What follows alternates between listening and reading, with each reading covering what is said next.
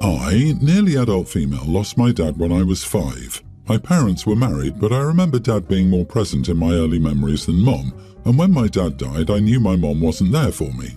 She left me to raise myself or roped in some extended family to care for me, usually my grandparents. But she wouldn't always do that, and I was forced to become independent and more mature in some ways to raise myself. I had to make sure I ate, did homework, and got to school on time, all without my mom helping me. The thing she'd do most was make some food, but she wouldn't even tell me she had it. I usually had to search the fridge to find it. My grandparents were the ones who celebrated my birthdays with me, and they typically went to my school for parent conferences. My mom doesn't know me. She couldn't tell you what classes I took in high school, what my favorite food or color is, who my friends and best friends are. Nothing.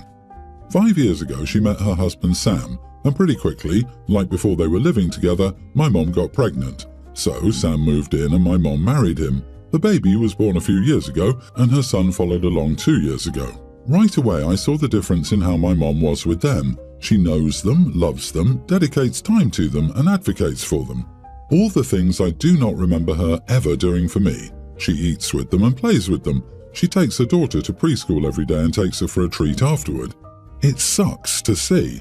I didn't get a good mom, but I see she had it in her to be a good mom and chose not to be.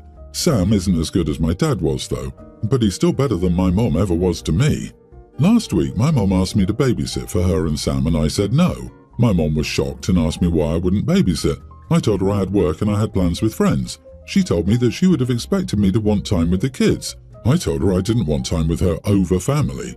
She asked me what that meant, and I said Sam and the kids are her do-over family. She's a better mom to her younger kids, and she and Sam have created their own perfect little family with them and their kids. But she was never that for me. I told her I had zero interest in helping her with the do-over family. I pointed out that it was the most she'd said to me in years because she usually doesn't talk to me or include me in anything. The only reason she was speaking to me was that she wanted something. She was all, "How dare you say that about Sam and the kids?" She told me I had an awful attitude and she hoped the kids would never pick up on how I felt about them and their dad. She told me they deserve better than being described that way, and she told me I had some nerve to be jealous that her kids had a happy family life. I laughed and told her she only cared about them and that was clear. She called me a nasty little witch. Am I the idiot? I mean, no, not the idiot, you're right and we're blunt about it. Your mom wasn't and isn't there for you, and it must really hurt to see her be the mom you had wished for. You understandably lashed out at her, and in response, she cussed you out, which is unacceptable. You didn't attack the kids, you directed your anger toward the right recipient. Your mum didn't want to hear your truth. It sounds like you've had your head screwed on right, but I would start making plans for when you can get out of there. College is fantastic. You can find your own chosen family. What I find funny is, how dare you say that about Sam and the kids? No, lady, your daughter is talking about you.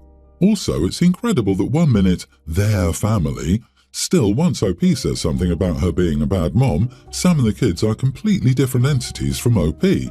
There isn't a family unit anymore with OP involved. Exactly. OP, your mother is trying to deflect your truth onto her husband and your siblings rather than facing the fact she's the one who's the problem. Ask her some questions. What subjects, foods, etc. are your favorites? What did you do for a particular holiday or birthday? Who was your 5th, 7th, etc. grade teacher? Or whatever questions you want. When she can't answer, tell her she's proved your point. This has nothing to do with her husband or your siblings. It's all on her. Good luck, OP. You deserve better than that, and I hope you will find better. I am in a challenging situation right now. My wife had a 6-month affair in the 7th year of our marriage and got caught. It was a shocking and devastating thing, obviously. She offered me 1 hall pass for each month of her affair. It took years of marriage counselling to get back where we were previously.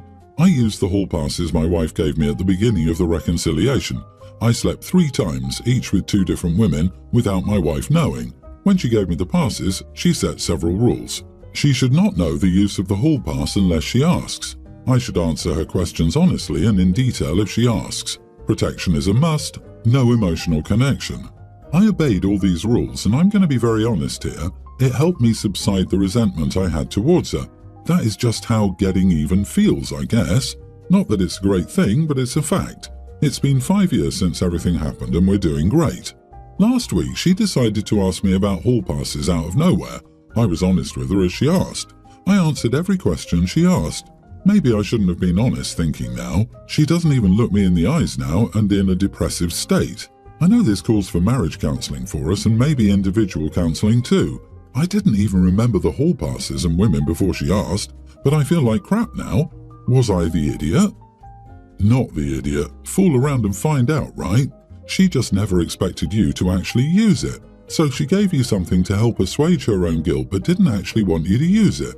Essentially, she just made a superficial, self-serving gesture in the hopes that you would shut up, forgive, and move on with no actual repercussions to her for cheating. Do you think she only had intimacy 6 times in 6 months during her affair? She should not have gotten to decide how many hall passes you get, and now you have to feel guilty. I feel like you got played. I would suggest using the remaining hall passes and not get guilt-tripped into surrendering them. Using a hall pass is not cheating, in your case at least. OP, notice how everything revolves around your wife. She cheated because she wanted to. She gave you the hall pass because she wanted to alleviate her guilt. She got sad you took her up on her offer because she wanted to face no real consequences, beyond feeling bad for a bit during reconciliation. Now she's most likely going to use your hall passes as a way to victimize herself because she loves self-pity. Mate, I'm glad sleeping with other women helped you get over your resentment. Unfortunately, it's a distraction from the real issue. If marriage is a contract, your wife broke the most important terms and conditions over 6 months. You need to reflect on your life and ask yourself whether she should be a part of it. Not only that, but she made sure to put a bunch of rules and limitations on the goofy hall passes she so graciously gave you after cheating with another dude behind your back for 6 months. Absolutely ridiculous. She got what she sought, but now she's upset about it. I'm glad you got to have your fun and definitely don't let her twist this in a way that makes her the victim. Honestly, you should have just divorced her a long time ago. When we married, we decided not to fully combine our finances. We have a shared account where I fund 3/4 and she funds 1/4. We use this account to pay for the mortgage, utilities, groceries, etc. We also have our separate accounts where we deposit the rest of our money. We're responsible for our own investments and cars. Things worked well for a couple of years until recently when she came to me crying. It turns out my wife is not good with her money and owes $150,000 spread over several credit cards and her car loan. Unless she wins the lottery, there's no way she can pay off her debt, and I didn't want her to mess up her credit by declaring bankruptcy. I decided to loan her the money to pay off the debt under strict conditions. I will take over her finances, including receiving her income. She will be placed on a strict allowance and budget. She will have to ask permission to buy anything over $50 and have to go by my judgment. She can take control of her finances once she pays me back the money. She argued against the conditions until I pointed out I didn't have $150,000 in cash stuffed in the couch. I will have to sell some assets, including stocks currently performing well. If I loan her the money, it will cost me money. She finally agreed. This weekend, we were at a dinner party where, after too many drinks, some of the women decided they wanted to take a girls' trip a few weekends from now. My wife asked me if she could go, and I answered no, that it was not within her budget. I'll spare you the details of the argument that erupted, but the short version is that I'm a misogynistic pig who keeps her on a leash. Some argued I should have bailed her out without conditions because there should be none in a marriage. The hurt part is that she didn't once defend me. So, was I wrong to put those conditions on her? Edit, when I got home from work, she started another round of arguments about the trip. I pointed out that she has no money, and she pointed out that she has yet to hit the limit on one of her credit cards which should cover her for a weekend. So I drove back to my office and we'll spend the night there. Our shared account pays for everything in the house. For example, a few weeks ago we bought a new cookware set from Costco, and that money came from the shared account. She works a full-time job. Minus her contributions to the shared account, the rest of her income is hers to spend as she wishes.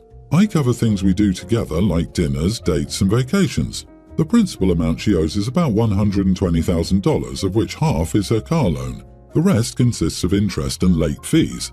I didn't bring up her debt in front of our friends because I wanted to protect her reputation.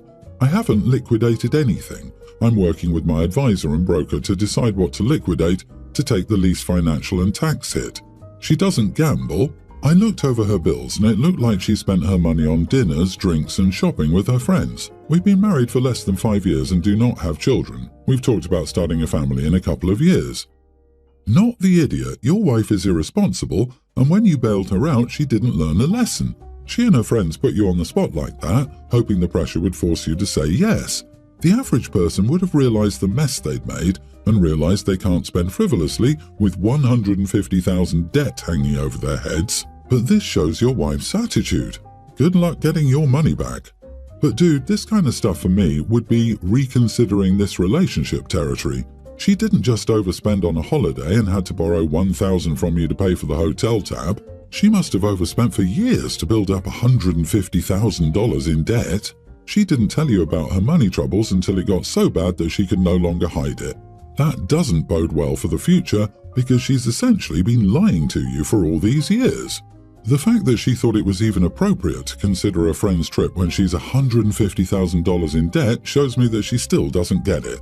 Honestly, your arrangement to me was still too lenient. I'd have made her get rid of the car and got her a 3000 beater instead. She can drive a crusted-up old car for as long as needed or start memorizing the local bus schedule. Please support her in finding a therapist. She clearly needs help.